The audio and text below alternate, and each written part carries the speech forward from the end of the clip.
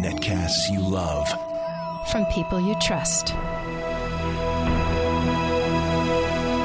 This is Twit. Bandwidth for Windows Weekly is provided by Cachefly at CACHEFLY.com. This is Windows Weekly with Paul Thurrott, episode 57 for May 2nd, 2008, Microsoft 2.0. Windows Weekly is brought to you by Audible.com. For your free audiobook, visit audible.com/Windows. And by GoToMeeting, the easy and affordable way to conduct an online meeting. Setup takes 2 minutes, meet as often as you want for one low rate. Try GoToMeeting free. Visit gotomeeting.com/Windows Weekly. And by listeners like you. Thanks for your donations.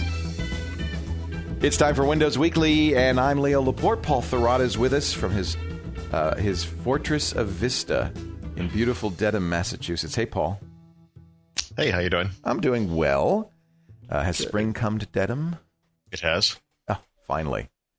Finally. I hear they were having a cold snap in New York, so maybe you'll get. They're having a blizzard in Minnesota right now. No, well, I don't think we're going to have snow, but hallelujah. Look, hallelujah. Nice. Hey, I'm excited. We have a guest on the show today. We're going to spend an hour with somebody that I've been reading for a long time. Do you want to introduce Mary Jo? Me? Well, you don't have to. Me? He says like you don't want to. Well, I don't have anything prepared now. Oh, you really? Did you just wake up? What's going on here? Mary Jo Foley. I thought I would just show up today. You thought Mary Jo do all the heavy lifting. I've actually wanted to get Mary Jo on one of our podcasts for a long time. She does the All About Microsoft blog at ZDNet, has done it for a long time. In fact, she tells me we met back at Tech TV days. Jim Latterback brought you around, and it's nice to see you again. Thanks, Leo. Thanks for joining us.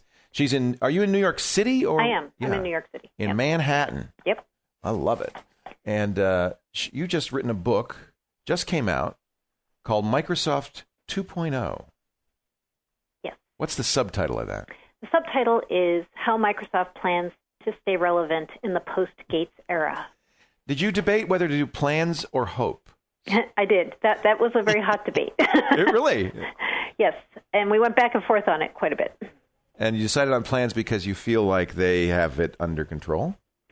No, I think I did it more because I do believe they have a plan. Right. This we probably would agree on. One hopes. Multi-million-dollar business, they must have a plan. Whether that's the right plan or not, we can discuss. So I'll tell you what, before we start talking about the book, Paul, is there any Windows news, any stories that we want to cover before we dive into... Well, I think we might want to get to that afterwards because I think with the new stuff that's occurring this week, I think we should talk to Mary Jo about some of this stuff. Great. So, there's the whole, is Vista a success? The perception versus reality kind of stuff. Obviously, we should talk about the live mesh stuff. There's some things like that. So I think maybe we could hold off on that Do until it at the end. Yeah. Right. I have a feeling we might get into it in the middle. Mm-hmm. Mary Jo, when did you start writing this book? I started writing this book last March. So was Mesh just a twinkle in Steve Ballmer and Ray Ozzy's eyes, or had they already started on it? They had already started on it a couple of years ago, actually, but they weren't willing to talk about it publicly. So in my book, I talk in the future section about something that's codenamed Horizon, and that is what became Live Mesh. Boy, that's one of the tough things about doing computer journalism is this stuff moves so fast. It does. It's hard to. Well, plus, they've been really coy about this stuff publicly, haven't they? I think Ray Oz used words like mesh and horizon in some of his speeches, right? Right. He was like giving little hints, but no one could put it all together. Like, what is this? So, do you feel like you kind of missed one of the big stories, or were you able? Does this kind of mesh, so to speak, with the plans that you talk about in the book? No, I have a lot. I was very surprised when I finally heard the mesh announcement of how much I actually had about it. Yeah. I felt very happy and very thankful since the book was already out that week when they announced mesh. Right. I noticed the same thing, by the way. I haven't been able to read the whole thing yet, as we discussed a little while ago. But, in flipping through it, got to that section. I said, this is interesting. Windows Live Core and and some of the ways that you described it, and it reads like a description of what they just announced. You know, so yeah, I would say I think she had that one obviously dead on. So who are your sources at Microsoft? How did you do the research? Yeah, would you name them? I've got a list right here. Alphabetical is fine. Well, this is an interesting part of this whole book. So when I started the book, I didn't tell Microsoft right off the bat that I was writing it because I was afraid they would try to crack down and make sure no one talked to me. So I started writing the book, and when it got to late summer, I went to them officially and said, so I'm writing this book about you guys, about the future, and I'd really love to have access to, Ray and Steve and all these people who are on my list. I gave them a list of like 10, 15 names. And so at first they acted as though they were going to talk to me for the book. Right. And they said, sure. And they asked if I would agree to NDAs so that I could keep everything under wraps until the book came. And I thought about it and I said, yeah, that would be worth doing. So I said, yes, I'll take a longer NDA, which is something I don't usually do. And then after about a month of mulling it over, they decided no, they weren't going to give me anyone for the book. And they basically thought, I think, that I was going to drop the project. But I said to them, I'm going to do it without you guys if you don't want to talk to me, and I'm still going to do it. So it went forward anyways.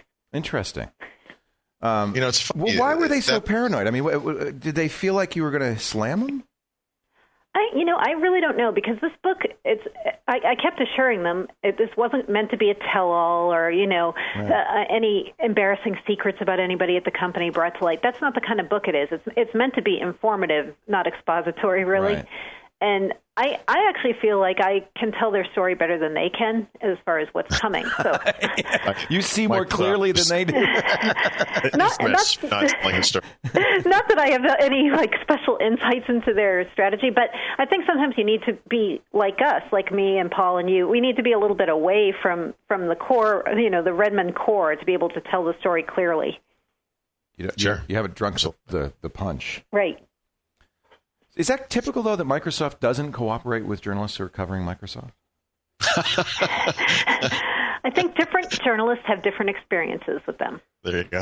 I think and by the way, it's very easy to think of Microsoft as a single entity, but of course, my relationships with different groups of Microsoft are completely different. Yes, some people consider me very antagonistic, and some people are very friendly. And there's not some centralized control point that everybody has to go through, like a cube, like a kind of a Borg type organization, like maybe Wagner, Edstrom, somebody like that, where you have to say, "Please, sir, may I speak to somebody in Redmond?" Well, you go through those places. You develop your own sources, and they're able to talk to you without having permission. So I was going to say, Mayor Joe, I'm guessing your experiences dealing with Microsoft are similar to mine in that it depends on who you're talking to, and it depends on the day, it depends on what's going on. It does, yeah. Some people are very tight-lipped. Some people like to talk. Some people appreciate what you're trying to do. Some people don't. Yeah. And you've both been covering Microsoft for a long time. When did you start covering Microsoft? I know I've been reading your columns for a decade at least, right? Yeah.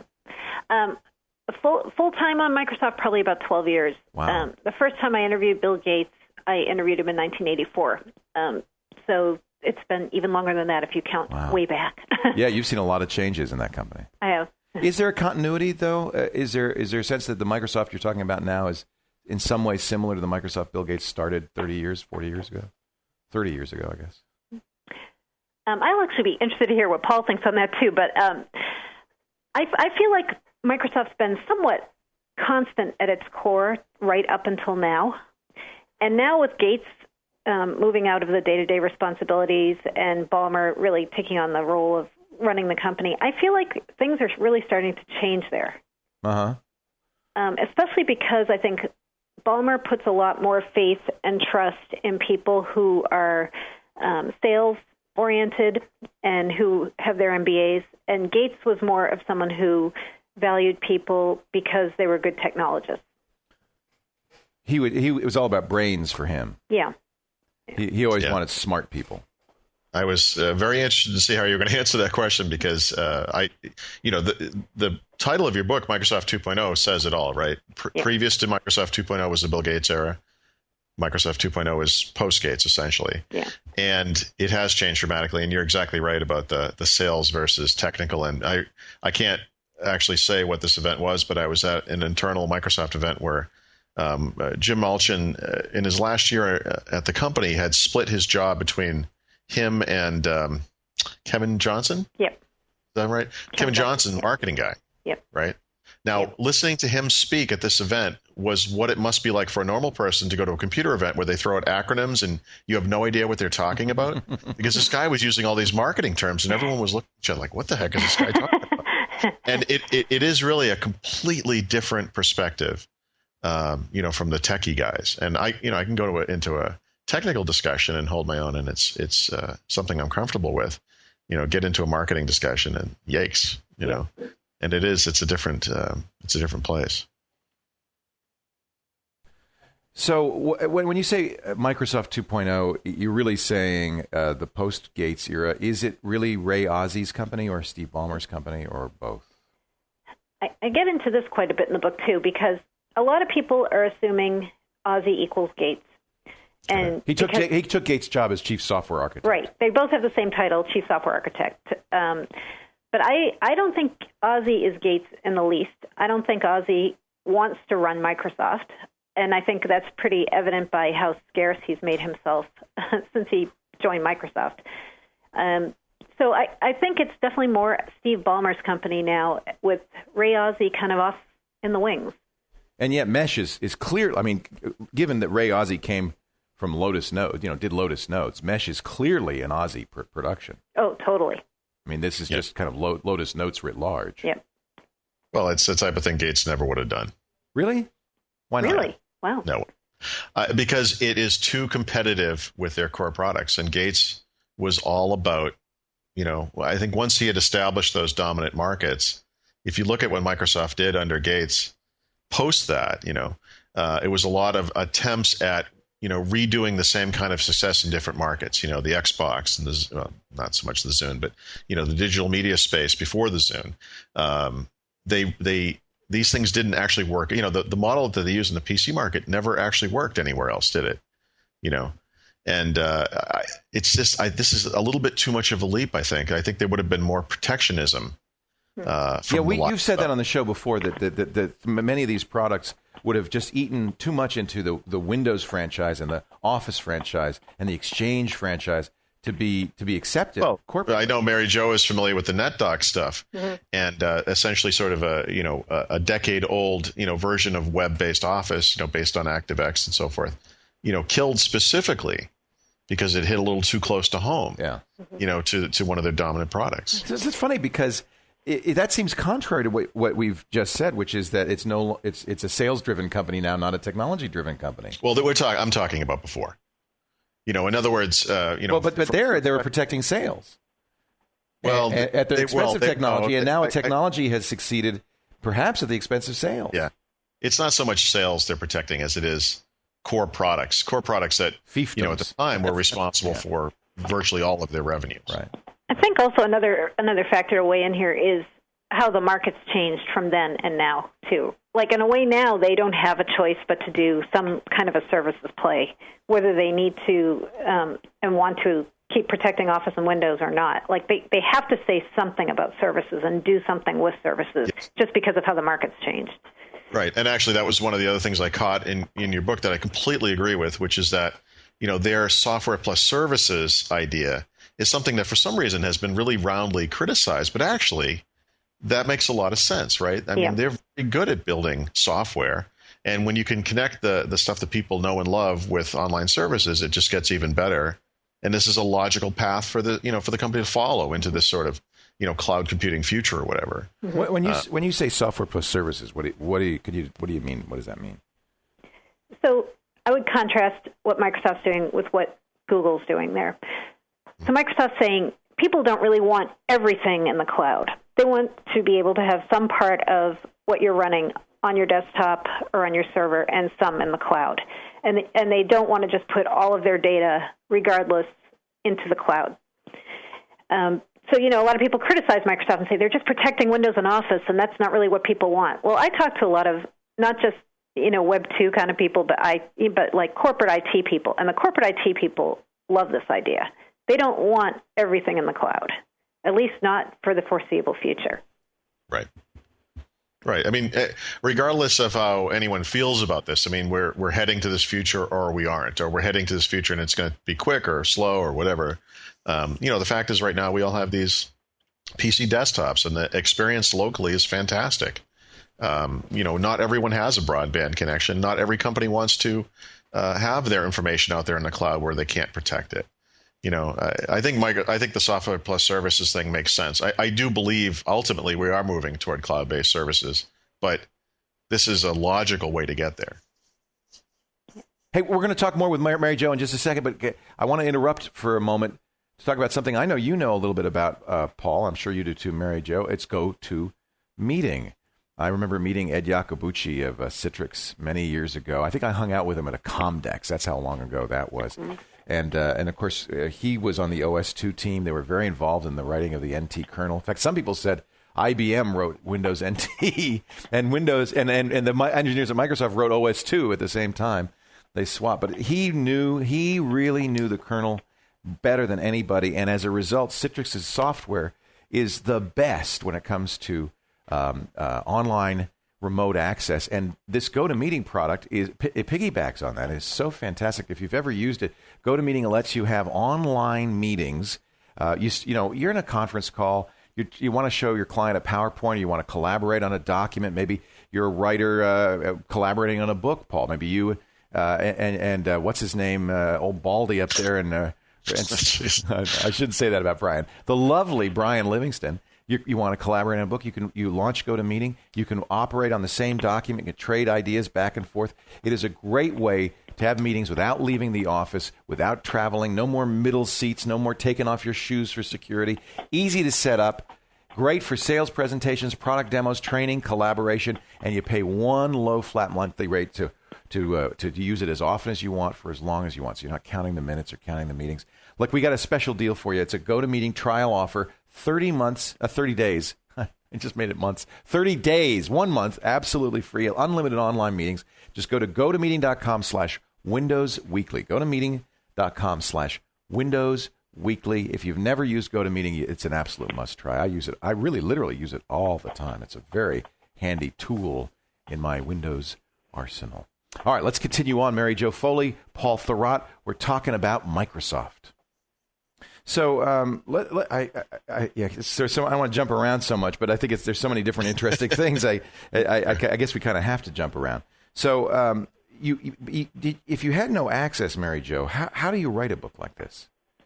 Well, luckily, like Paul, I know a lot of people from all my years in covering Microsoft, and I talk to customers and partners and people who used to work at Microsoft and people who still work at Microsoft who talk to me on background. So I have a lot of sources connected with the company who have helped me understand over the years what they're doing and what they're trying to do from their viewpoint. So you didn't write this in a vacuum. No. I mean, you weren't sitting back in New York City looking across the continent saying, I think this is what Microsoft's up to. No. Yeah. You said, with no access, how did you write this book? Of course, she has tremendous access. Right. I mean, she knows all kinds of people there. And right. Actually, that's better access in many ways than the filtered official access where they get to feed you what they want to feed you. Right. It's true. Some people said to me, in a way you're lucky they didn't give you access because an unauthorized book about Microsoft's future is way more interesting to us than an authorized book. Yeah, I would say that for sure. I'm surprised they didn't publish their own book. What we're really up to. Plans, what Mary Jo got wrong. Yeah, that's next week. Has there been any response from Microsoft, official or no, not yet. Nope. Nothing, huh? Nothing. A deafening silence. But they are a little distracted right now with a company called Yahoo. Exactly. Was this a surprise, the attempt to acquire Yahoo? Did that fit in with what you'd seen? Oh, man. That was so horrible. That day, February 1, is etched in my mind forever because I had just sent my manuscript into Wiley, the final, about a week before. And then my phone rang that morning at 4 o'clock in the morning because I was in Seattle that day. And somebody said to me, "You're not going to believe this. They just bid to buy Yahoo." And I'm like, "Are you kidding?" Was that a surprise? Was that an unexpected move? People had been foreshadowing it. Some people had, but I just didn't believe it was going to come to pass. Microsoft has never spent that kind of money on anything. No. It's completely unprecedented. And they may still not. Yeah. I wasn't, I mean, I remember that day as well, but it was the same sort of thing. I kind of opened the paper and it was like, oh, come on. So I had to go back and look at the book again and see where I should put in things about Yahoo. But, I didn't want to put in definitively that they bought them because, as we can see, it still hasn't come to pass. Yeah, you can't say that either. No. This was like one of three sort of high-level questions I wanted to ask. This micro who thing. I mean, do you think that are they going to buy Yahoo? I mean, in your opinion, do you think that this is going to happen? And if so, I mean, how much time are they going to lose just combining the companies? I think they're going to buy them. Yeah. I really do. I think it's probably going to be announced tomorrow, even. As a hostile takeover, as a proxy fight? No, as they're going to up their bid by a few dollars a share. And Yahoo will say, the board will say yes. Yeah. You heard it here first. Now, I want to say we're recording this on May 1st. So when you say tomorrow, you mean Friday. I mean May 2nd. That's my pure guess that it's May 2nd. But so I got to warn you, Mary Jo, this show is going to go out right about noon on May 2nd. So people may already know. We get re-recorded. Right. Well, here's why I think that. I can tell you that. Today, Microsoft had an internal town hall meeting where Ballmer talked to the troops more about Yahoo.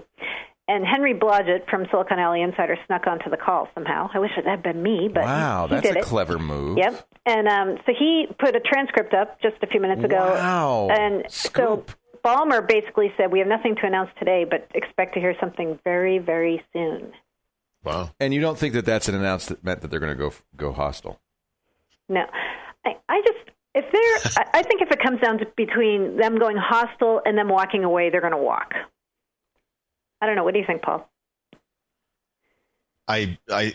So my, I guess, pie in the sky guess is that they will buy Yahoo. I think it's a huge mistake. But I do agree absolutely. If the options are get them to agree to the purchase or hostile, try to replace the board, they're just going to walk away. Because they don't want to look like the big bad giant, or? Well, I just think it's a tough thing at that point because you're going to have trouble retaining people. It's just, one of the big reasons you want a company like Yahoo, it isn't just the technology. It isn't just the search engine or the ad engine. You want the people, and enough of those people are going to just leave. And I think it's I don't know. It's just not the right way to go. Yeah. They can be blustery. It's one thing to threaten somebody, but you actually have to follow through on it. And does Microsoft have any experience with this kind of a takeover?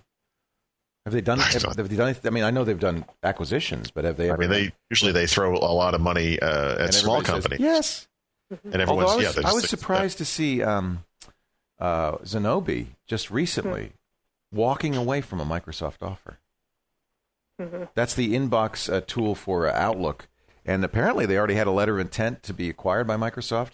The founders talked to Microsoft, decided that they didn't really have a role for them. That they said, we'll get you up to Redmond, and then we'll figure out what we want to do with you. And they said, we don't want to do that. And they walked away, which you don't hear that happening very often. I think a lot of companies are shocked when they get taken over by Microsoft, like how they used to be a big fish in a small pond, and suddenly they're nobody. It's like you can say no to them now. Yeah, they're scum pond. Yeah. Wow, I think that's kind of a shocker. But maybe it was $1 million. I mean, maybe it was some small amount of money. It was definitely small. Yeah. Small. I think it was like $20 million, right, compared to $42 billion or whatever. Big for that company, Yeah, you got a couple of founders. They're going to walk away with $5 or $6 million each. They had investors, but still, that's a hard thing. I mean, that's interesting to walk away from that. That shows some guts, and it does. And I think more to the point in this conversation, it shows how Microsoft is not the Microsoft of old. Mm-hmm. It's a different company coming to you. Well, I'd look at it a little different. It is a different company, but it's also a different era. Like Mary Jo said, I mean, the world has changed so much and is changing so quickly. It's not going to be too long before the notion of walking into a store and purchasing a floppy or CD or DVD with software on it is as antiquated as an 8-track tape or the microphone that's on your desk or whatever. I mean, it's just. The world's changing. Yeah. And they need to change with it. Yeah. So when you started the project, Mary Jo, did you have an idea about how it would go? Did you have a name? Did you know that this book is going to be about the new Microsoft? Yeah, it's actually kind of funny how the book came about, because I've been approached before about writing books, and I've always turned people down saying, I really don't think the world needs another Microsoft book. There's like so many of them, and a lot of them are so horrible. So Wiley came at me and said, okay, you don't want to write a book, but if you were going to write a book, what would it be about? And so I just shot back, just as a joke, I said I'd call it Microsoft 2.0. And the editor said to me, tell me more. And so I just said, it would be about what the future is for Microsoft after Gates retires. And he said, okay, I want it. That was it. Well, that is a big change when your founder leaves. Yeah, it is. That's a huge change. And most companies especially actually don't do very well after that. Microsoft, up until very recently, was Bill Gates, right? Right. And as Mary Jo was talking about the differences between Ozzy and Gates, I mean, a lot of the big difference is that not everything Microsoft does, or rather, everything that Microsoft does doesn't go through Ozzy like it used to through Gates, and still does, I'm sure, as of this day. Gates was the epicenter of the company. Yeah. So more Ozzy so than most companies. I mean, you can't. There are a few companies. There are very few companies, yeah. Maybe Larry Ellison, Steve Jobs, obviously, but there aren't very many examples of this kind of thing. So he was, he's an icon. Right. So when you knew that Bill Gates was going to leave and you knew you were going to see a new Microsoft, did you have any preconceived notions about what that might look like? For a while, I've been thinking that it would be good for somebody, and I wasn't necessarily thinking it would be me, but somebody to explain what the heck they were doing with software plus services. Because I every time I talk to people about it, I'm like, wow, people have absolutely no clue what Microsoft means about this. Yeah. And somebody needs to tell them. Because when I would talk to developers and customers, and I'd say something about it, they're like, oh, that's just a marketing slogan. I'm like, oh, not really. It's like how they're going to deliver products to you, like starting with Windows 7 and like a lot of the things that are on the near-term horizon. You're going to get it in this form. So you guys should know what this is. How coherent was Microsoft's own vision of it? I'm sorry, could you say it again? How coherent was Microsoft's own vision of its future? Or incoherent. I feel kind of like they were making it up as they were going along. As we all do. Right, as we all do. Like not even meant as a criticism in a way, but like when they first started talking about Live, like CRM Live and Office Live, I don't think they knew what the heck that really meant. We just know it'll be live. Yeah, it's something that's going to be a service complement to the software. Yeah, right. And we don't know how we're going to give it to you. They introduced Windows Live and Office Live together. And remember, of course, Windows Live, they could just take all the MSN stuff and rename it. And look, we have Windows Live. And then Office Live will be this other thing we'll talk about in a few months. They had no idea what they were doing. No.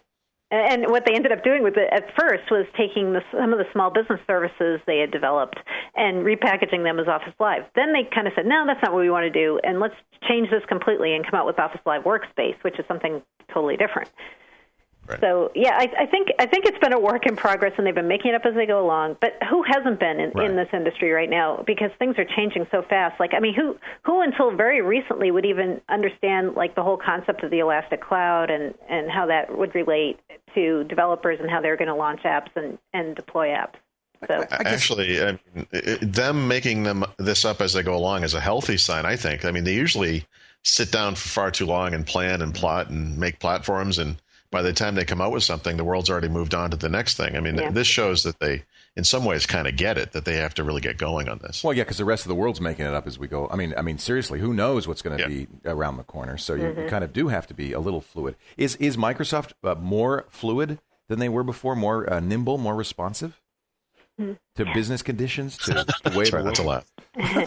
Well, you don't think of them that way. You think of them as a tanker ship that slowly turns. I think I would go back to an earlier answer Paul used when he said it depends on the division. Yeah. Because I think some divisions have gotten a lot more nimble there, but some, like Windows, I'm not so sure. Right. Interesting. Yep. Well, it's hard to turn Windows. That's that takes 5 years. That's a big. The sad thing for me is, the Windows Live guys, who were the MSN guys, were always physically and emotionally very separate from Windows and nimble, right? I mean, these guys seem like they were really innovative. Almost too nimble. I saw a great list in Mary Jo's book where she listed all the Live services over 3 pages or whatever. I love Live. Almost too much stuff. It was. it's sort of a spaz attack of services, but those are the two ends of the spectrum, right? So when you bring those two things together into the same division, there's only one of two things that's going to happen. Windows will either adopt some of that quick release mentality, or Windows will kill Windows Live, and then bring it down under its own weight. And unfortunately, it seems like it's more of the latter than the former. I agree, especially because they're bringing some of the Windows people over to manage Live, like Chris Jones, for example, who is a really great guy. But he's bringing a lot of the old school Windows processes over to Live and talking about quality milestones and themes and pillars. Old school is exactly what I was thinking when he said his name. He is a great guy, but that's the old way of doing things, and that's not how you ship lots of revs in 1 year, with quality milestones. Let's talk about some of the personalities involved. I like hearing those names because I think we hear Ballmer, we hear Ozzy, Jim Olchin, but I think there are a lot more people. You guys know them. You know the names. Well, so those Mary are Jo from the outside. She should start. She's got a great list in the book of the Microsoft executives you probably haven't heard of, right? The people who maybe will be forming the future. Maybe you could go through a few of those. Yeah. So what I did in the people chapter of the book was, I don't know if you guys remember this, you probably do. In 2003, Business 2.0 magazine, they listed the baby Bills. Do you guys remember that? Like who is going to be the most likely successor to Bill Gates? Right. So I went back. How many of those are gone? Right? Yeah, almost all of them are gone or off on some side job at Microsoft now, and you don't ever hear from them. Yeah, like who was on the list? Like Martin Taylor, and trying to think of some of the other names on the list. But people who've basically gone underground, like Eric Rudder, who I'm sure Paul knows, who ran Server and Tools for a while. He's he's still at Microsoft, but he's hidden now. Right. And so I went back, looked through that list, and said, who's still even on this list anymore? And are any of these people even likely to become the next head of Microsoft? And the answer to the latter question is no. Right. There really isn't anybody who you say now, okay, when Ballmer retires, so and so is going to become the head of Microsoft who works there now. Right. But as far as it's funny. This is like the analysis people used to do in the Soviet Union of the Politburo. Who's going to take over from Brezhnev? We're going to puff some smoke up there. The Cardinals will vote, and Ballmer will be succeeded. But I also tried to come up with a list like, okay, because there are people at Microsoft who are really smart and who are doing a lot of things off behind the scenes. There are a lot of them, right? Yeah, there are. And, people always say, oh, nobody good works at Microsoft anymore. Not true, There are some really smart, interesting people who work there who are doing a lot of stuff behind the scenes. Like an example I'd give you is David Treadwell, who is one of the guys on Live Mesh, who's in charge of the platform part of Live Mesh and cloud services from a developer standpoint. And he's been at Microsoft like decades, but he's not a household name. Like if you say to most people, do you know who David Treadwell is? No. Yeah. But he's really instrumental working with Ozzy on kind of what the platform for the cloud / services future is going to look like. And so he's one of the people I list in people you might not know now, but you're going to hear about soon. Tell us Tell us a little bit about the deliberations that went on, if there was any deliberation at all. If the deliberations that went on to in this process. I mean, Bill Gates, 2 years ago says, okay, I'm gonna retire in 2008. I guess they created those offices of the president and all that stuff. Who was leading the ship at this point? Is Bill still sitting at the head of the table with Ballmer there? Ozzy comes in and they three of them hash it out. How does that process work? I would love to have been a fly on the wall during that whole thing, but if you guys remember, when they announced Ozzy coming to Microsoft in 2005, originally when they announced that, they said, we're going to have 3 CTOs. Yeah, that's good. It's just going to be... That'll work. So it's going to be Ozzy, Craig Mundy, and David Vaskovich. And all 3 of them were going to be equals, and they were all going to be the CTO. Right. Then I think they realized, that's not going to work. Right. So then they elevated Ozzy to chief software architect, and the other 2 guys are still doing stuff about futures and research, but they're not. They're like second tier, And so the plan is to still have Ballmer with his inner circle, the senior leadership team. He has the 3 presidents under him. He has Kevin Johnson, Robbie Bach, and for a little while longer, he has Jeff Rakes till he retires. That's the inner circle running the show, basically. And but I guess nobody really knows what kind of went on in these board meetings and so forth. I mean, do you feel like there was that Ozzy, as soon as he came in, said, "Okay, guys, full speed ahead. The cloud is our destination"? Yeah, I definitely do.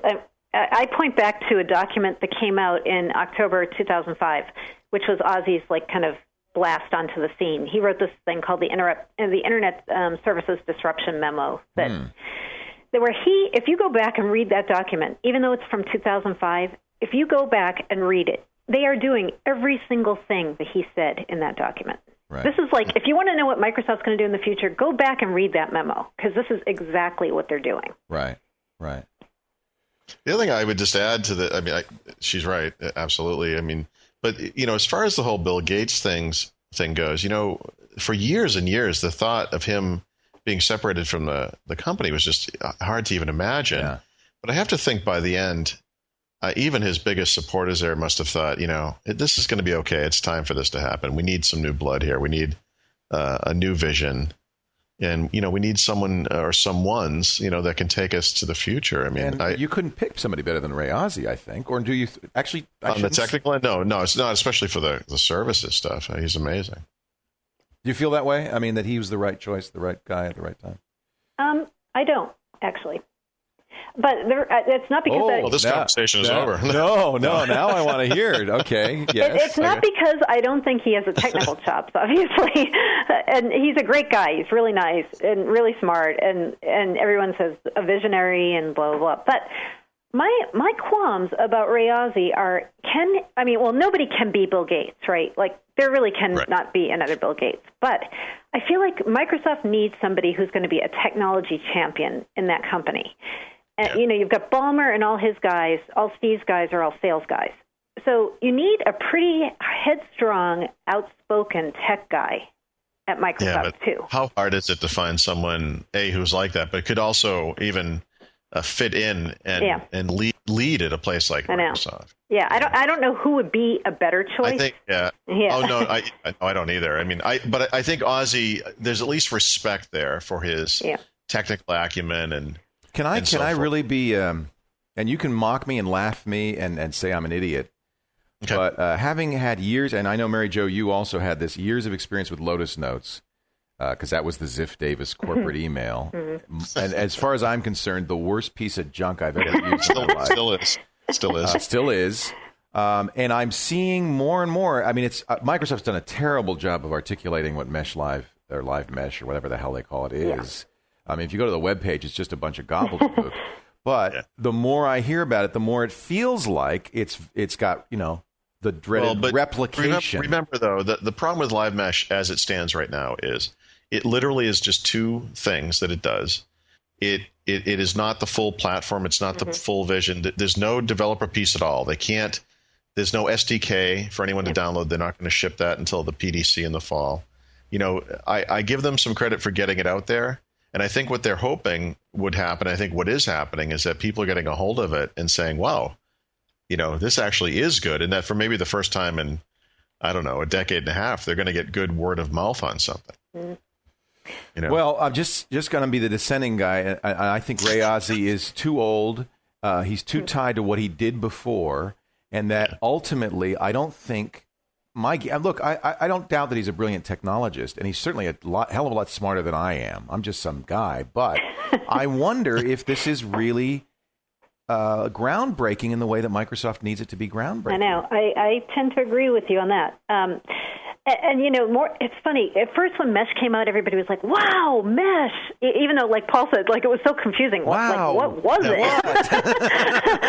But now, just this past week, I've been starting to read people's comments after they've had some time to digest Mesh and look more into it. And more people are saying to me, you know what Mesh is? It's Groove.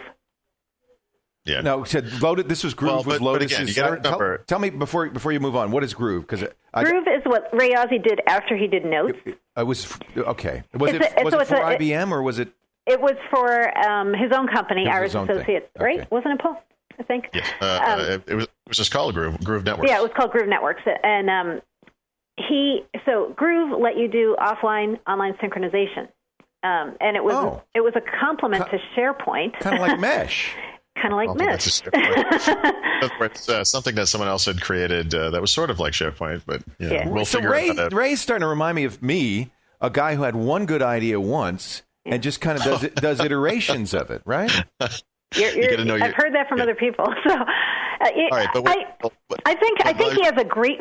What I think is good about Ozzy is he has a really good vision for what Microsoft needs to do to be more in tune with the open source community and what Microsoft needs to do to be more interoperable with other companies. But I just don't know if he's a forceful enough guy and has enough clout inside Microsoft to actually make that happen and push through. The corporate culture is going to be the problem. To some extent. I mean, he's going to have to buck a lot of people who work at Microsoft now who have a really strong vested interest in keeping the Windows and Office franchises the way they are. So the fault may not be in the man; it may be in the culture he's embedded in. He needs more of a Massachusetts backbone. We need a Paul Revere. Google is coming. Google is coming. Well, by the way, he arguably did do that. I would just say that, as far as Live Mesh is concerned and the live services, I can't believe that they would have gone down this road if it wasn't for him. Mm-hmm. So as much as this may not be as far-reaching as it could be, at least, it is a step in the right direction. And by the way, I use Mesh. I'm working on my own book right now. I use it to synchronize the content between all of my PCs. I was away last weekend and was able to remotely access my PC to get something I had forgotten to bring with using Mesh. I mean, it really, it may be similar to things that have come before, including folder share and some other Microsoft stuff. But it is, it's a tech preview. It's the first release. I mean, it's still pretty impressive for what it is. All right, so maybe Ray Ozzy isn't a moron after all.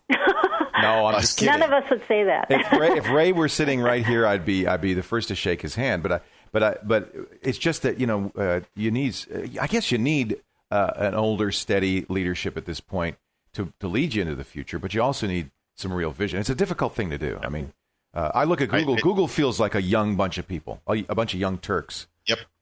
And because they move quick and they release often. Yeah. Now, admittedly, Google does not have a coherent platform at all. No, it's as much of a hodgepodge as anything else. So, but what? I think to a younger generation of people than say us, that's what they're looking for. It's not a problem. Google is maturing just like their audience is, Yeah. And to a coming generation of users, that is computing. That's how they access things. Maybe it was Henry Blodgett who said this. I don't remember, but. The point is reasonable that maybe people don't want another Windows, another overarching platform from one company. They like the boutique nature of Web 2.0, a little bit of this, a little bit of that, a little bit of that, and they like to cobble together themselves. Now, that's certainly true of early adopters. I don't know if that's true of the mainstream. Is Microsoft's? It was a successful strategy for them with Windows. They created the platform. Is this a sensible strategy going forward? The boutique? No, Microsoft. Well, I don't think Mesh is boutique. The idea of Mesh would be, no. We do it and you use it. You just reminded me of something from years and years ago, and it was when Microsoft was putting out the first versions of the Pocket PC, which weren't called Pocket PC. It was, palm-sized PC for a little while and Pocket, whatever. They had duplicated the Windows 95 user interface on these small devices, and what they realized, because they figured, well, if it's familiar with what people know, they'll be able to use it more easily. But what they found out was that, they needed to give people a little more credit than that, people can actually handle different user experiences and maybe want something different on a mobile device because it is a different kind of device. Yeah. And I think the boutique approach to computing, as you were describing it, makes a lot of sense for people. I mean, everything doesn't have to be consistent. Everything doesn't have to be the same. If it talks together. Yeah, as long as they interconnect. And by the way, that's some of what Live Mesh is about, right? Bringing together heterogeneous devices and making them interoperate. I mean, there's some sense to that. Mary Jo, is this a sensible strategy, or Is it in the Web 2.0 world? Is Microsoft 2.0 make sense? What I was trying to get them to focus on when I got my briefing on Live Mesh was the business case for it and the business use for it. Yeah. Because right now, as it's been described, it's a consumer play, and that's even more up in the air than the whole SDK developer story. Like that's just kind of there. Like, yeah, there's going to be some business cases for it sometime, maybe. So to me, that's what I'll be really interested to see because.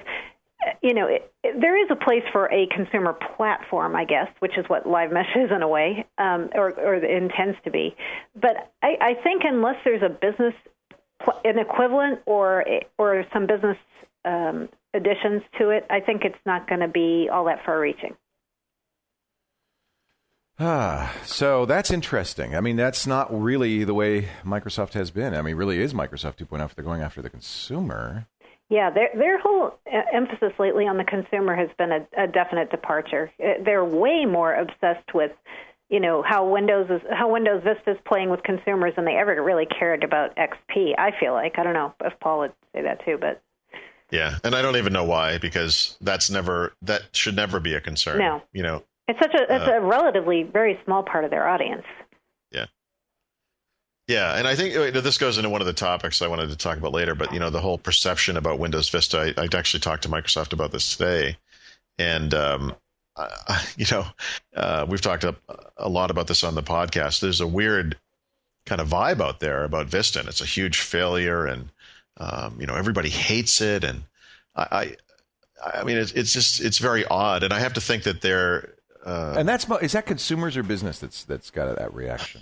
Supposedly everybody, I mean, I think I'd argue business is slow to adopt in general. Yeah, but they've been slow to adopt everything. That's the way they go. A guy from Avana told me just today that the biggest group of business users who are upgrading to Vista is those who have the oldest hardware because they're the ones who have to buy new PCs anyway. Mm-hmm. And when you think about it, that makes sense because these, the businesses, the corporate users upgrade on a very slow schedule. So obviously, the older ones would be the ones who would upgrade first. Yeah, they briefed me today too about. It sounds like their strategy now is they know they've got a problem. They know they've got an image problem. They won't say it like that. We know we have an image problem, but they know that they really need to change the public perception out there that Vista's a failure. Because they have sold a lot of copies of it, and Service Pack 1 does make it a lot better than it was when it came out 16 months ago. But that doesn't make for a very interesting story. It doesn't. I agree. And I said to them, wow, you have a lot of interesting data here, but that's not going to change anybody's mind. Yeah. Now we have, 200 business applications that are certified for Vista. I don't think that's going to convince people and say, okay, well, now I'm on, Yeah. Exactly. Yeah. What's wrong, Mary Jo? I know what Paul thinks is wrong. Paul thinks nothing is wrong. He thinks Vista is I'm very happy with everything. He loves Vista. So, but what do you think the problem is, Mary Jo? One problem, I think, is they tried to make Vista an operating system that had something for everyone. Yeah. And instead, it became like a least common denominator instead of the best of breed in different places. I think as much as they want to have the single code base and one operating system for business and consumers, I think they really need to have two. I think they need a consumer operating system where the focus is on some very specific set of features, and the business one where it's on a very different set. I would agree. Yeah. I think consumers don't want the business features, and businesses don't want the consumer features. No.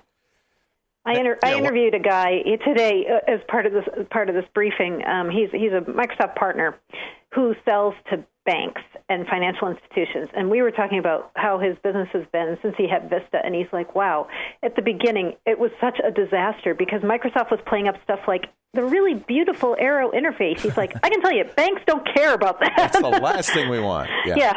And he's like, and then when they were talking about search, he's like, I was saying to them, no, stop saying this. This isn't what enterprises want to hear. Yeah. Yeah. Well, it's funny because Microsoft really did have two versions of Windows for a long time. There was the Windows 95, 98, ME, SE, all that stuff, and there was NT. Yeah. There was a business platform, and there was a consumer platform. And that was the big deal. We're going to unify them. XP is going to bring the two together. Do you think that was a mistake? Maybe. Sounds like you do. Yeah. Maybe so. Yeah. I think you could maybe somehow figure out how to have one code base for Microsoft to work from, and then have different iterations and SKUs. Sure. The kernel can be the same. It's just it's features. It's not. Yeah. The problem, I think, with Vista, as far as this stuff goes, is that the differences between the different versions are so arbitrary. Yeah. That it just seems rather pointless. I mean, they should either go all in on the consumer stuff. If they're going to do DVD movie making, make a DVD application that's awesome. Don't make that little piece of crud that you have in there now. Yeah. Well, that's a good point. Really go for it. Yeah. Do it right. Right. Or just don't do it. Or just forget it. A lot of companies complain that they can't get the engineering resources to do everything they want. I think Apple comes to mind here. That Google and Microsoft suck all the air out of the room because they hire everybody good. And does Microsoft suffer from that kind of resource dearth that other companies do? Or can they basically say, no, we'll do whatever. You want a better Windows movie maker, Paul? We'll get it for you. We'll just hire 150 engineers and make it. Can they do that? I think they've already got so many people on Windows. Yeah. It's unwieldy. Yeah. It feels like maybe they could just reassign them. I don't know. I had an interesting conversation at Adobe where they were talking about how small their teams are. How they found By the way, that's true at Apple as well, right? Yeah. I mean, they like it small. The problem at Microsoft, I think, is more political than anything else. The Windows division is responsible for 1/3 of their revenues. Yep. They don't want to change. They're all, these people are all entrenched. They've got 30 different layers of executives, and they don't want to change anything. Not really. They could very easily do what we're describing, but who would want to do that? All they would do is cut the pie up a little into smaller pieces, and then, they wouldn't have as much as they did before. Mm-hmm. We have some questions from our audience. Do you want to take them? You said before we do that, Paul, you said there were some things you wanted to talk about with Amy I just had some. We've touched on some of this stuff. I wanted to just ask some general questions. We touched on Vista perception versus reality. Obviously, we talked about Micro whether that's going to happen. I want to touch on the Microsoft innovation issue. This comes up every 6 months or so for me. Do you feel that Microsoft is innovative, and whether or not that is the case? I mean, do you think that is even relevant? Does Microsoft innovate in your mind? I address this in the book to some extent too, because Microsoft wants everyone to believe that they innovate. And right. In the book, what I highlight is they're doing a lot of things inside the company to try to encourage innovation, like ad labs and office labs. They're trying all these little incubators and small teams. They're trying a lot of different things to encourage innovation. But to me, I feel like in a way, if they could find some palatable way to say, you know what we're really good at? We're good at copying. And we're great at it, and we can take something and copy it and make our version so much better and cheaper, and you guys will love it. So what's wrong with that? And plus expose it to 500 million people. The entire Japanese economy is based on that. What are you talking about? What's wrong with that? Nothing wrong with it. Yeah. So I know that's not a popular view. Everybody wants to innovate. Yeah, everyone wants to innovate. If you're in the software business, you get in the software business because you want to break new ground. Well, I mean, it sounds noble, right? Right. We have created fire, and now we're giving it out. But the reality is that's not the way business works, right? I mean, Microsoft's a humongous business. Yeah. Their innovation, whatever it might have been, I think, came very early on, and they've been essentially treading water since then. Is that true? Do you think it's impossible for them to innovate? I mean, Mesh looks like an innovation, or maybe it's not, but it looks like an innovation. Certainly, the stuff at Live was pretty cool. I think Mesh is at its heart an evolution, and a way to move their business model to the. Photosynth is cool, though. I mean, there's stuff coming out of there that's neat. Yeah, a lot of those things that are coming out from ad labs and research, they're really cool, but to me, they are just so narrow. Yeah. Like when's the last time Microsoft did something that was so huge that you were like, wow, everybody is going to want that? No. Well, yeah, I've never been right about any of those, but it hasn't happened very often. Yeah. The space thing made Scoble cry. Yeah. Right. So moving along. There are things that have certainly gotten me excited. Media Center and even Live Mesh to some extent. that come along. But then there are things like the Zune where you kind of go, oh, come on, really? Do we really?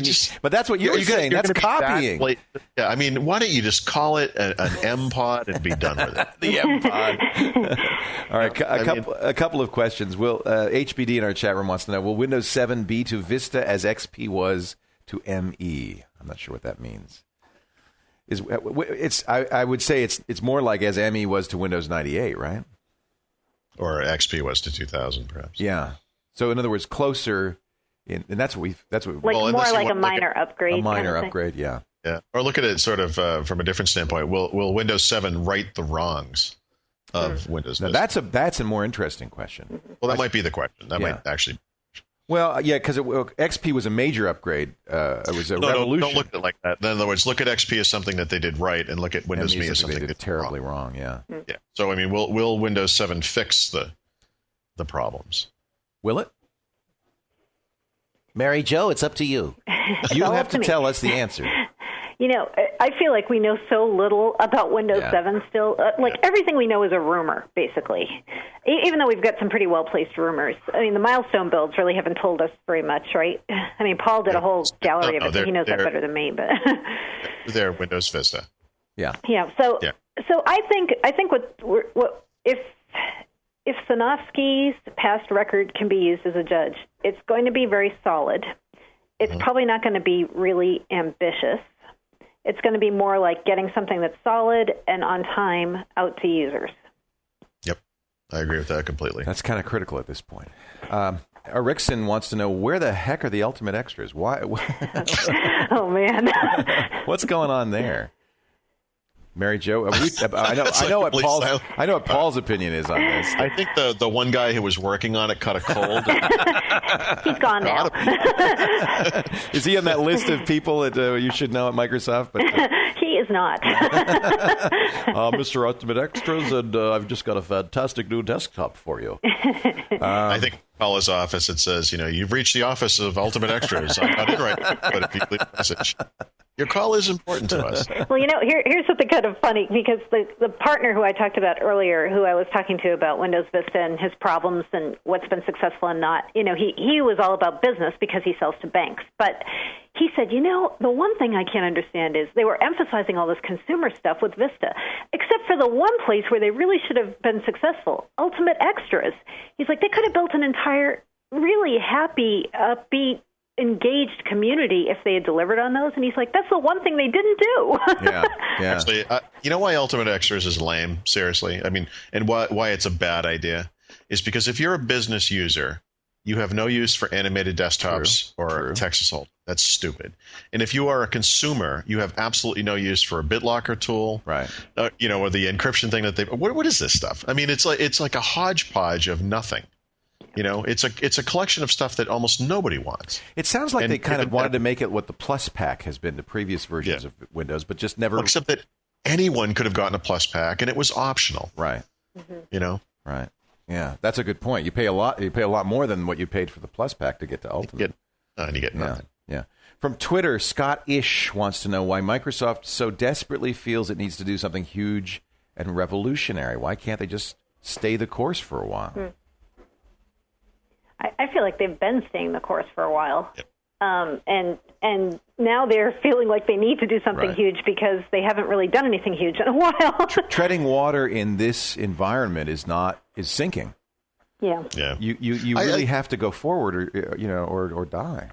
I think we talked about this in the past. I feel bad about Vista primarily because they promised so much, and it was so unusual for them to do that, to come out so early and say, we're going to make all these big bang changes, and then have to renege on most of them, and it's just awful. It must have been embarrassing and humiliating. And I feel like it makes them risk averse now, to do anything big, especially on Windows, which is awful because that's where they really need to make changes. It's a tough thing. Yeah. And we've talked about this before, Paul, the burden of legacy that Microsoft has to support to keep compatible with all the old stuff. Yeah. Really makes it hard to do something huge. We're not going to be able to talk about this today, I'm going to guess, because of the time. But I think I've seen the future of Windows application compatibility, and it has a lot to do with virtualizing applications with what the DLLs they need. they have a solution that's pretty much in place already. Cool. So I think this is hypervisor or something else. No, it's Kildaro, it's SoftGrid, it's just a combination of technologies they've acquired, and it's just going to basically virtualize legacy applications so that it doesn't matter what they've done to the underlying platform. Very interesting. One thing I will say I'm a little excited to see, and I'm very interested if they can pull this off, is have you guys heard about this new programming language they're building called D? It's the successor to C. It is. The successor to C#. Okay. This is a Don Box project. And they're going to talk about it at the PDC is the word, although they won't say. But they're talking there about it's part of the whole SOA strategy for the company. And it's not as exciting as like consumer big bang stuff. But for business users, if they can do some of the things they're promising with the way they're talking about having a programming language that you don't need to be a programmer to do, and if they really can pull any of that off, it could be very interesting and exciting for business users, at least. Sounds like more like a successor to Visual Basic than it does to C#, right? I mean, is it rapid application development, that kind of thing? And well, we know very little about it. They're keeping that one under pretty tight wraps. Interesting. But a little bit came out about it earlier this year, and then they really clamped down. So. Yeah. Okay. Don Box is one of those guys, though. I would trust to do something really special. He's I like languages. Yeah. Well, Tech Addict in our chat room is asking, does Mary Jo feel that Microsoft is looking to move away from Vista as soon as feasible? In other words, it's kind of back away from the Windows. No, I don't think they're going to. And I think Ballmer's whole quote about, we're going to do what customers want and support XP as long as people really want it. That was really kind of taken out of context and stuff. I mean, they're in Vista for the long haul. They're, at least for the next 2 years, it's going to be about pushing Vista. I don't think they're going to back away from it. And I don't think they can really rush Windows 7 all that much to try to say, okay, let's hide Vista. Right. Warren wants to know more about Live Mesh's multiple sync capabilities. How much do we know about Mesh? I mean, it's so hard for me to tell what's going on. Well, I mean, as far as what's available today, I've written about this on the super site. Basically, you can look at you can go to foldershare.com. Microsoft had sort of a earlier version of this. It's just it's just folder sync between a web desktop and then multiple PCs. It's seamless and near instantaneous, and it's already, like I said, I used it last weekend, and it was, or I saw the benefits of it last. I've been using it, since it came out, but it works really well. It's pretty amazing. Yeah. Finally, from Chris, do you think Microsoft expanding into other businesses like entertainment, portables, internet, and so forth is a good thing or a bad thing? Dvorak has continually said for the last couple of years Microsoft should just split it into 3, 4, or 5 different companies and get it over with. Yep. Is it trying to do too much? I understand why they're trying to diversify their businesses, because they know their days of being able to count on Windows and Office as the big cash cows are numbered. But I just can't believe how many businesses they're getting into and how completely far afield they are from their core competency. Like healthcare is one I would put in this category. Are they in healthcare? They're in healthcare. Yeah. They're doing a project called Health Vault, which is a patient information repository. For HIPAA, kind of. I don't know so much for that, but more like for consumers. And it's, that's what Google's doing, isn't it? Yeah, it's doing exactly what Google's doing. So basically, anything Google does, Microsoft does. Well, actually, Microsoft beat Google to the punch on this one. They came out a little earlier than they did with their healthcare stuff. But so they're in. Okay, so now they're in business software, consumer software, services, the cloud stuff. They're also in gaming, and they're in portable music players, and now they're in healthcare. It's like, wow, what are they anymore? It's getting farther afield, right? When you move from desktop software to server software, you say, okay, well, that makes sense, and online service, okay, that makes sense, and digital media software, okay, sort of, yeah, and then video games and health, like you said, healthcare. It's like, what? Yeah. I mean, after a while, it gets, what's next? Spaghetti sauce? It's very strange. Well, do you think Dvorak's right? Should they split into multiple corporations? The stockholders would like that, I think. I've been arguing this ever since the U.S. antitrust trial. Clearly, this company needs to be split up. It would be the greatest thing for everybody. Yeah. And if and when they buy Yahoo, I think the best and most palatable thing they could do is to separate the consumer services business into a separate company, Yahoo and MSN Live altogether. But that would, and see, to me, that's a good company. Yeah. That's one with a future. Now, do your online advertising goes in there too? I guess so. It's not just consumer service; it'd be ad sales as well. That's if they do that. Let's be honest. Everybody sells every other bit of the company and moves into that because that's the future of the company, isn't it? Well, the rest of it's like holding bonds. Be interesting to see. It would be interesting to see where people wanted to end up at that point. Yeah, who wanted to work where? Well, aging, conservative but successful company, or quick-moving, young, potentially unsuccessful company. I also still feel as though, everyone's saying their futures in services. I don't think we can discount how much longer they're still going to have a very solid future in Windows and Office, too. Sure. Like when I talk to business customers, they really don't want to go to the cloud any time in the near future. And they said if they give me a Windows 8, a Windows 9, and a Windows 10, that's what I'm buying. Yeah. Yeah. Well, if I'm a bank, I think that's probably a reasonable thing. I mean, it needs to live inside your enterprise. I'm sure there are banks still running OS 2. Yep. Many, no doubt. Well, but this is like the magic 8-ball. I mean, the future is cloudy. I think we're heading there one way or the other.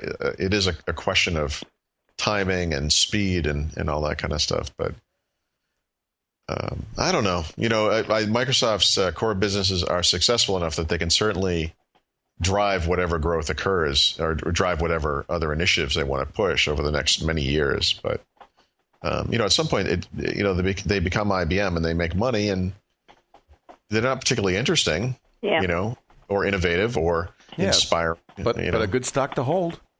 Yeah, solid. Long-term, solid. Company. These are not, exciting terms. Isn't that really what happens, though? Isn't that kind of the business cycle in general? I mean, IBM was totally dominant.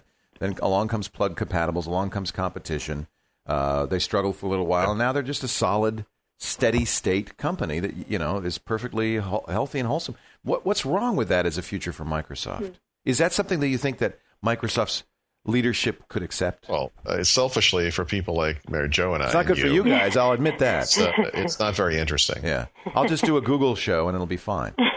Google Weekly. Well, that's exactly right. I mean, at some point as technology enthusiasts or, people that are just involved with technology on a day-to-day basis, the reason Apple is so interesting is because they're exciting. Google, same thing. They're fast-moving. They're changing things. It's interesting. Microsoft could make a gajillion dollars a year for the foreseeable future, but I don't know. I don't want to say anything, Paul, but this is exactly why I don't cover just Microsoft.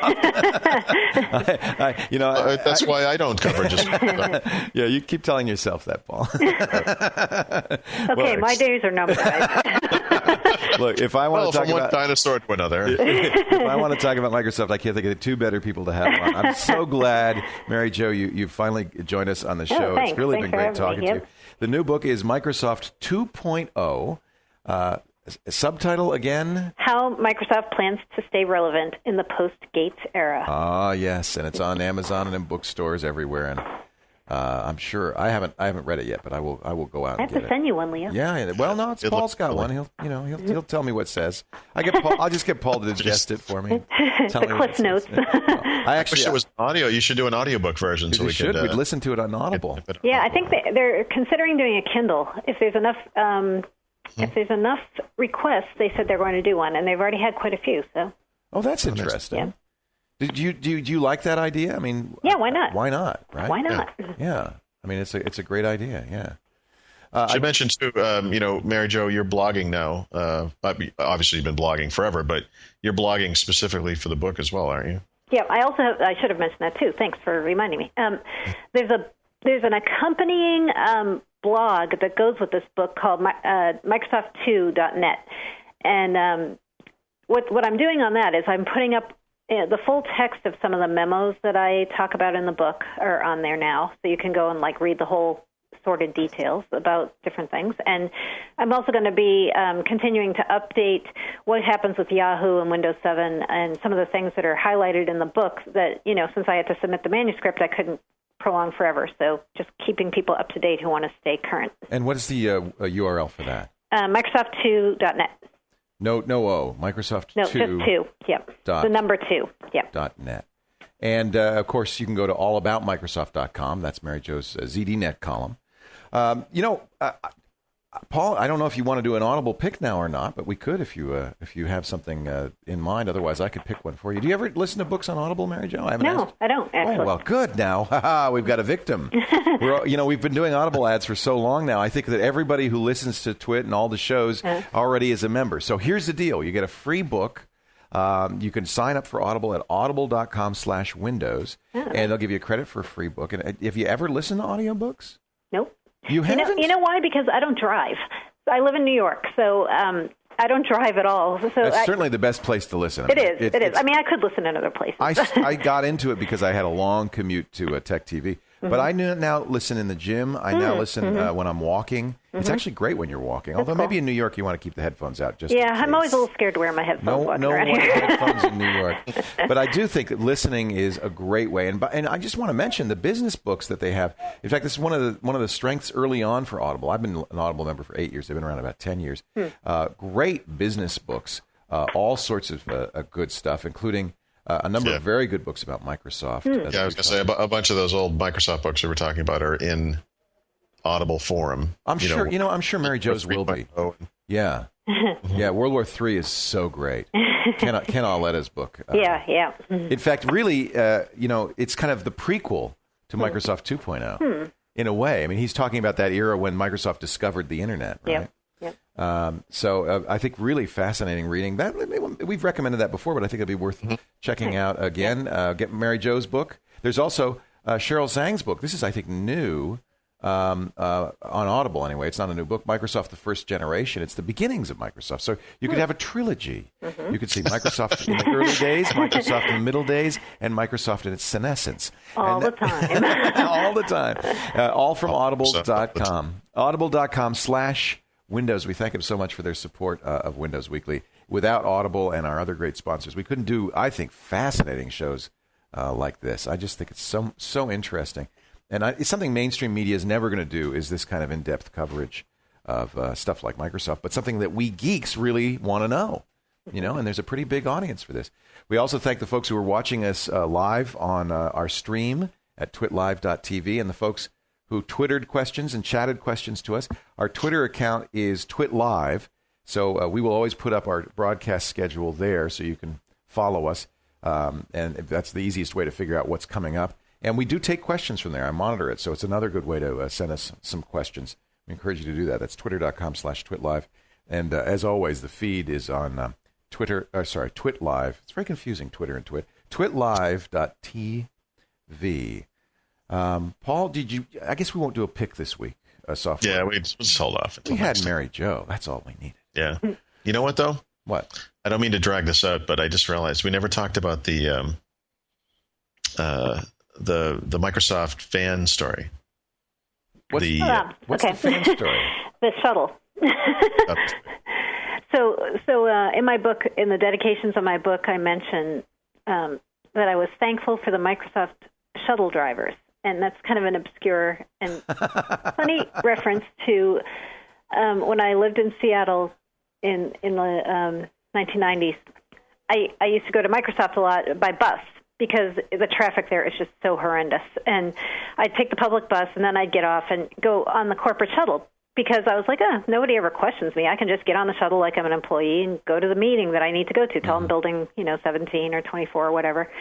So then I realized, wow, you can get some kind of cool stuff hanging around on the shuttle. And so no one really knew what I looked like at the time, so I used to ride the shuttles quite a bit until one person figured out what I was doing and banned me. You're kidding. No. Well, they posted my picture supposedly around and said, if you see her on the shuttle, tell them. What a great idea. Did you have a little reporter's transient notebook? Or? Woman cited. She's sleeping on the corporate shuttle. Great source. Oh, that's so great. So it's mostly a joke, just saying thanks to all the people who were great when I was living out there. That's very cool. Well, thanks to you, Mary Jo, for joining us. It's really thank been you very great much for talking having to me. you. Thanks. I really thank you, and please come back. I'd love to have you on the show some more. No, thanks. Unless Paul's jealous. I think we're good foils for each other, me and Paul.